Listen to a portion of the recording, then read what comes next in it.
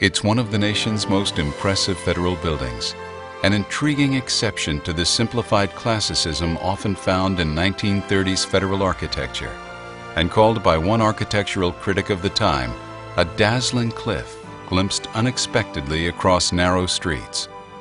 It's the John W Mccormack U.S. Post Office and Courthouse in Boston, Massachusetts.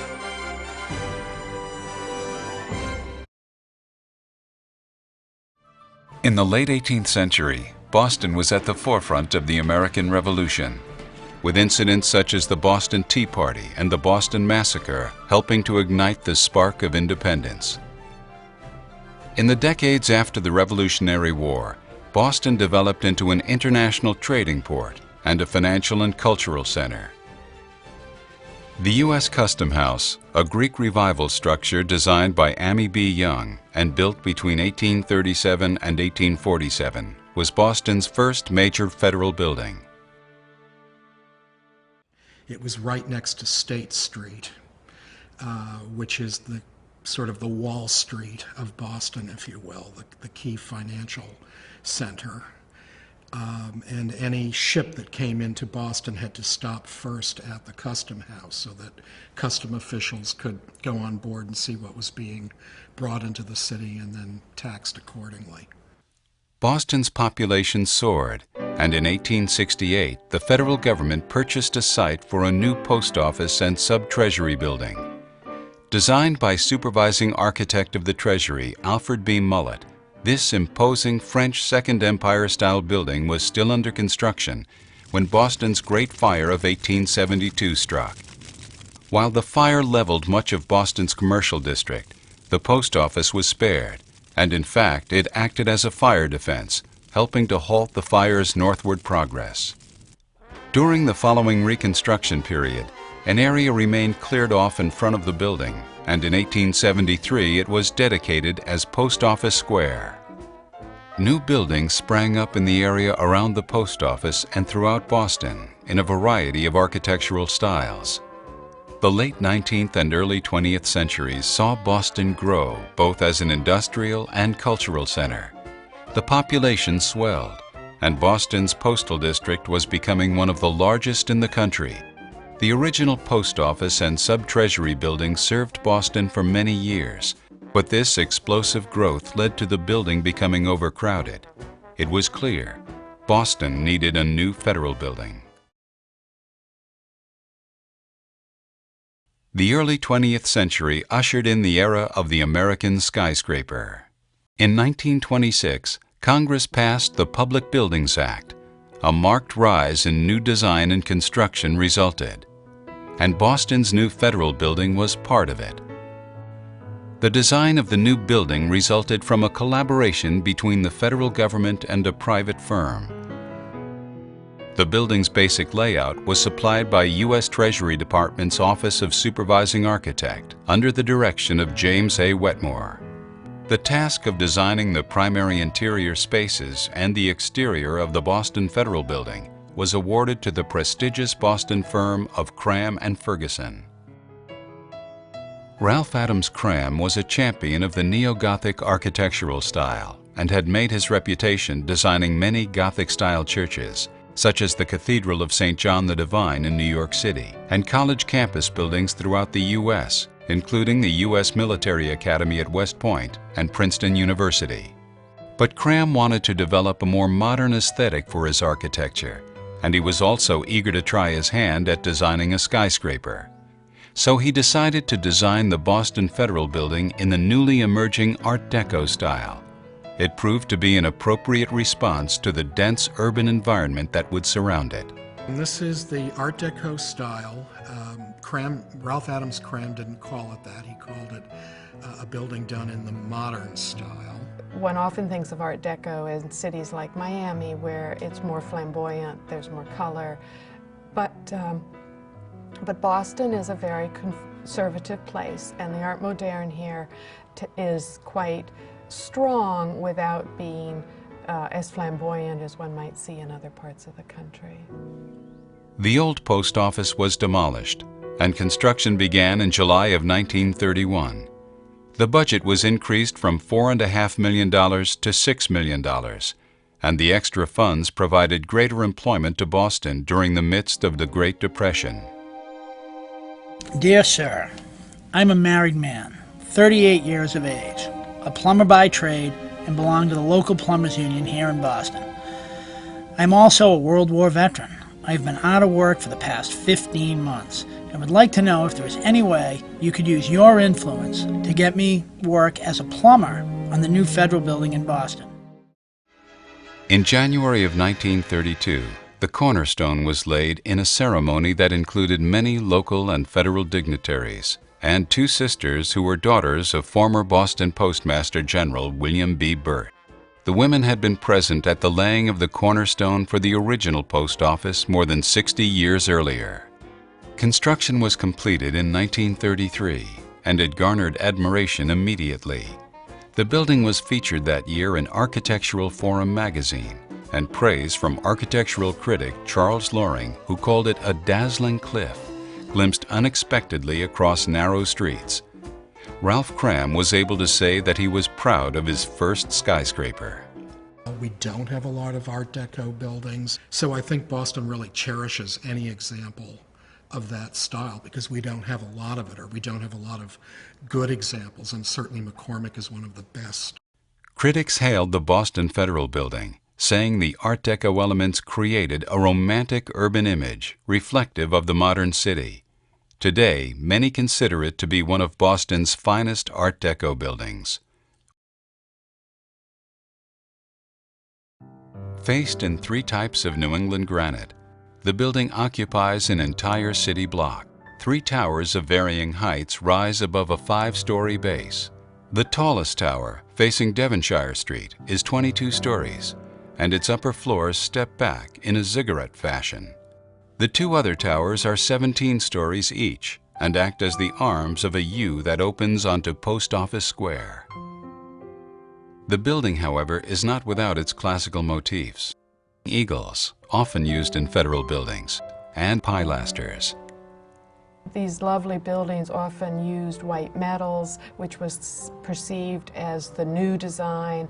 They had allusions to industrial technology, which were part of the metal, and they often were quite muscular in the way they presented themselves, an Ayn Rand kind of look.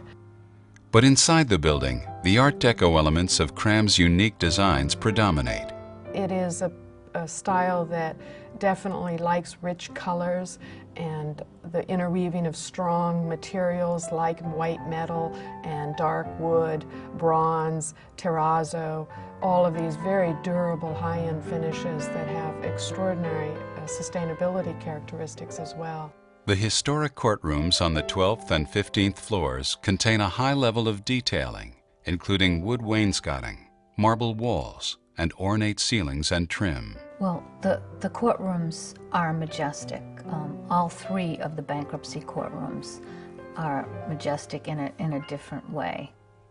The 2-story law library has an 80-foot-long main reading room encircled by a mezzanine. Many landmark cases were tried in the building's courtrooms. New Deal legislation, civil rights decisions, and the well-known Anderson versus Kryovac case that was the inspiration for the movie A Civil Action with John Travolta. In 1972, the building was rededicated in honor of John W. McCormack, a highly respected Massachusetts congressman who served in the House of Representatives for 43 years and as Speaker of the House from 1962 to 1971. But after the turn of the 20th century, the 1933 building was showing its age. The U.S. General Services Administration, as steward of the building, decided it was time for modernization. In 2006, work began on a major renovation and refurbishment of the John W. McCormack Post Office and Courthouse under the direction of GSA. The renovation encompassed more than 607,000 square feet of floor space and consisted of renovations to the entrance, ground floor lobby, 5 elevator lobbies, courtrooms, and library. The emphasis was on modernization, environmental sustainability, and especially historic preservation. The project reused 99% of the historical structure and preserved many of the interior features. The types of materials, the finishes that you see in a building like this, you just cannot reproduce today. I think GSA makes it a point to take care and retain our historic properties, and this is a significant asset in GSA's portfolio. It was not a very easy construction project where you're trying to take an historic building, maintain its unique character and historic features, but yet turn it into a modern day facility. So one of the things we had to do is we had to work within the confines of the historic footprint of the building, the historic nature of the building itself. This courtroom that we're in today is a perfect example of it. And while you see what the building is and what the courtroom looked like pretty much in the 1930s, we have to make it a modern day project with modern technology. The $136.5 million renovation plans called for rehabilitation of the mechanical, electrical, and plumbing systems, heating and air conditioning, and refurbishing of much of the office space. As many as 400 people at a time worked on the building. But while the work was extensive, all parties involved strove to achieve a successful melding of past, present, and future to retain the best aspects of the original building while creating a model of sustainability for the future. Design is about reestablishing community, about creating economic viability, and about treading more lightly on the earth. All of those things were paramount in the way we approached the McCormack. One of the tenants of the building is the Regional Office of the Environmental Protection Agency, which felt it very important that the building incorporate environmentally friendly green features. EPA's mission, of course, is to clean the environment, so we wanted to be in a space that was a green building. We had also worked with GSA in 2000 to green our laboratory out in North Chelmsford, so we'd had experience with GSA in greening buildings. And GSA, as a member of the United States Green Building Council, helped develop that group's LEED specifications. Specifications intended to benefit the environment and reduce energy use. So it was important to both GSA and EPA that the building be green.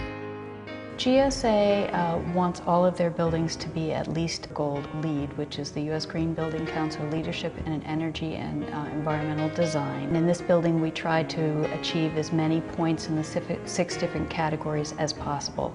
So we were able to get 42 points, so this is a gold LEED building. Among the building's many green features, green roofs covering the 4th and 5th floors, insulating the building and reducing energy costs. Native and drought-resistant plants that filter stormwater runoff and provide a pleasant garden for the building occupants and habitat for wildlife. Solar panels that power irrigation pumps and cisterns that collect rainwater to irrigate the plants. Insulation inside the building skin and office occupancy sensors that turn lights off when offices are unoccupied. Daylight dimming in perimeter spaces and ceilings that allow deep penetration of daylight. And high-efficiency, historically appropriate windows that cut down on heating and cooling costs. The building offers 53 bicycle racks to encourage alternative modes of transportation. 2 of the 32 parking spaces under the building are reserved for fuel-efficient vehicles, and the building is within walking distance of multiple transportation stops. During construction, 91% of the construction debris was recycled on site. In April of 2010, a dedication ceremony took place. Regular tour programs allow the public to see the transformation that has taken place. People will walk by and you will frequently observe them looking up at the majestic building, the beautiful carvings along the sides of the buildings and the ornamentation of the building. Moving into this building, people were very excited because it is a beautiful building. It's a historic renovation with all the green features in it. People felt like this is a building where what was put into it is part of what they do. This is a very important historic building to the city of Boston, so to be able to come by here with my grandchildren and to be able to say, I had something to do with that building. I was on the team that renovated that building, and part of the reason why that building is still here. I think that has value, because what we build in construction is something lasting. It's something that you can show. It's tangible. The renovation and restoration of the John W. McCormack U.S. Post Office and Courthouse fulfills one of GSA's most important responsibilities: stewardship of its historic properties. In spring 2011, the building was listed in the National Register of Historic Places. It's a fitting reward for one of Boston's grandest landmarks. GSA has created, as intended, a very significant case study for the reuse of early 20th century and even mid-20th century buildings that indicate that you can aesthetically and physically extend their service life and make them viable, delightful, wonderful places to work. We're proud of this building. We're proud of it as part of it being a legacy building within the GSA. And we feel like we achieved it as a model for sustainable historic renovation. So it was a win for the agency and a win for the local community.